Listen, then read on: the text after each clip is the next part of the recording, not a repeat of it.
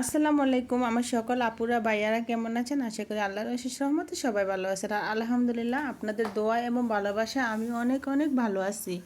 তো আজকে আপনাদের সাথে সহজভাবে একদম একটা রেসিপি শেয়ার করব। তো আজকে আমি রান্না করব আলু আর মুরগি। আমি এখানে একটা ব্রয়লার মুরগি আনছি, ব্রয়লার মুরগি রান্না করব আর কি। আর এখানে আমি নিয়ে নিছি পেঁয়াজ কুচি, নিচে এলাচ, নিচে দারুচিনি, নিচে তেজপাতা, নিচে লবঙ্গ। তো আমি আগে তেলটা গরম করে নিছি, তো তেলের ভিতরে এখন এগুলো আমি ভেজে নিব। তো একটা খুসুনির সাহায্যে আমি ভেজে নিচ্ছি। তারপর আমি এগুলো একটু ব্রাউন কালার হয়ে আসলে এখানে আমি আদা রসুন মশলা সব কিছু দিয়ে তারপরে ভালো মতো ঠিক মতো কষিয়ে নিব।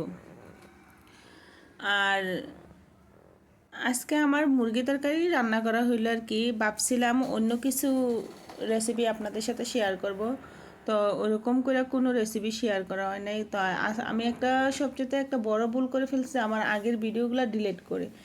তো আমি যে কি একটা ভুল করছি, ভুলের কারণে এখন মাসুল দিতেছে। আর মুরগি রান্না সাধারণত আমার এই চ্যানেলে আগে অনেকগুলাই ছিল, তো এখন তার আপাতত কোনো বড় ভিডিও যেহেতু নাই, তো ভাবলাম আবার আগের মতো সবগুলাই আস্তে ধীরে দিতে থাকি। তো এখন আমার বর্তমানে আমার চ্যানেলে কোনো ওয়াচ টাইম নাই, শর্টসে আছে, আর বড় ভিডিওতে একদম নাই। বড় ভিডিও কেটে দেওয়ার পর আমার সব ওয়াচ টাইম কেটে গেছে। তারপর আজকে চাইছিলাম এলবিতে আসবো, যদি সবাই সময় পান একটু আইসেন। আর ইনশাল্লাহ আমাকে যে এলবিতে সময় দিবে আমিও ইনশাল্লাহ তাকে সময় দেব। আর এখানে আমি তেলের ভিতরে পেঁয়াজ কুচি সব মশলা দিয়ে আমি একটু ভাজা ভাজা করে একটু নরম হয়ে আসবে, তারপরে এখানে আমি আবার আদা রসুন বাটা দিয়ে দেবো আর কি। আর আমার কাছে মুরগিটা অনেক সময় মা খায় রান্না করলেও ভালো লাগে। আর সবচেয়ে বেশি আমার ছেলেমেয়েরা পছন্দ করে এই মুরগিগুলো আছে না, এ ভাজা রান্না করলে, ভাজা একদম বুনা। আর আসলে আমি মনে করি কি বুনা খাওয়ার চেয়ে একটু জলে জসে খাওয়াই একটু ভালো আর কি। তো এই জন্য আর কি জলে জসে রান্না করতেছি।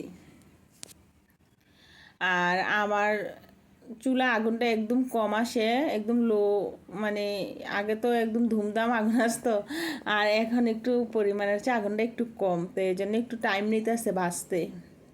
তো এই ফাঁকে আস্তে আস্তে আমি মশলাগুলো, বাটা মশলাগুলো, আর আমি এখানে সবগুলো আমি নিজে শিলপাটাতে বাইটে নিছি মশলা। আর বেশিরভাগ সময় মাংসটা রান্না করি, আমি চেষ্টা করি একটু নগদে মশলা বাইটা দেওয়ার জন্য।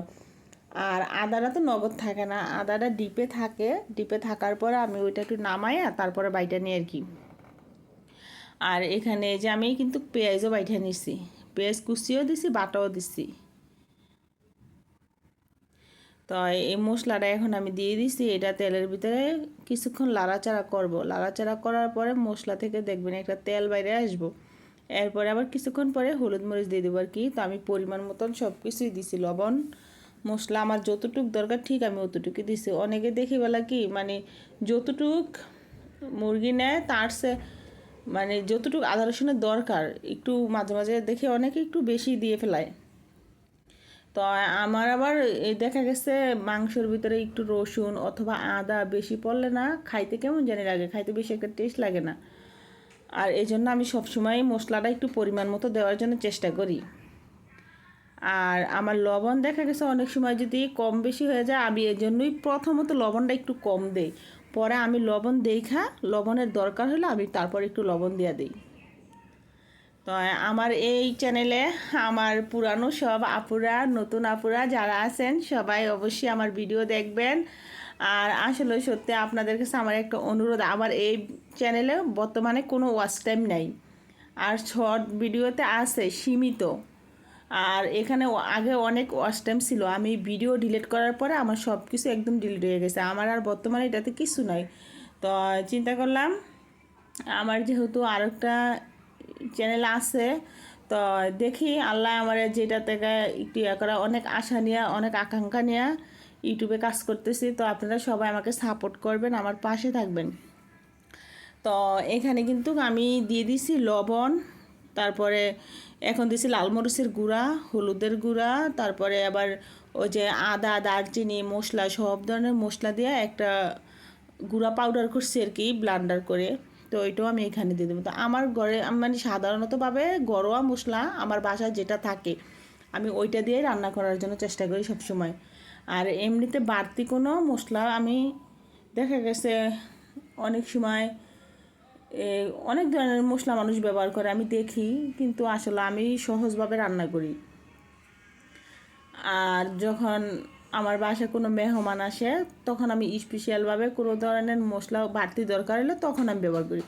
আর আমরা নিজেরা ঘরে খাওয়ার জন্য আমার কাছে মনে হয় কি বেশি মশলা দিলে বেশি খারাপ লাগে, আর যত কম মশলা দিয়ে সুন্দর করে জোশ করে রান্না করা যায় তো ওইটাতেই অনেক স্বাদ আছে। তো দেখেন আমার কিন্তু একদম মশলা কষানো শেষ। এখন আমি মুরগিটা দিয়ে একটু লাড়াচাড়া করতেছি। তো লাড়াচাড়া করার পরে আমি সুন্দর করে ঢাকনা দিয়ে ঢাইকা দিব। ঢাকনা দিয়ে আমি 10 মিনিটের মতো ঢাইকা রাখবো, তারপরে কিছুক্ষণ পরে দেখবো কীরকম হয়েছে। আর আমার এই চ্যানেলের আমার সকল আপু, সকল ভাইয়াদের বলছি প্লিজ তোমরা আমার ভিডিওটা সম্পূর্ণ দেখো। আমি এখন খুব ছোট ভিডিও দিতেছি এই চ্যানেলে, তোমরা আমার ভিডিওটা ফুল ভিডিও দেখবা। সবাই ভালো থাকো, সুস্থ থাকো।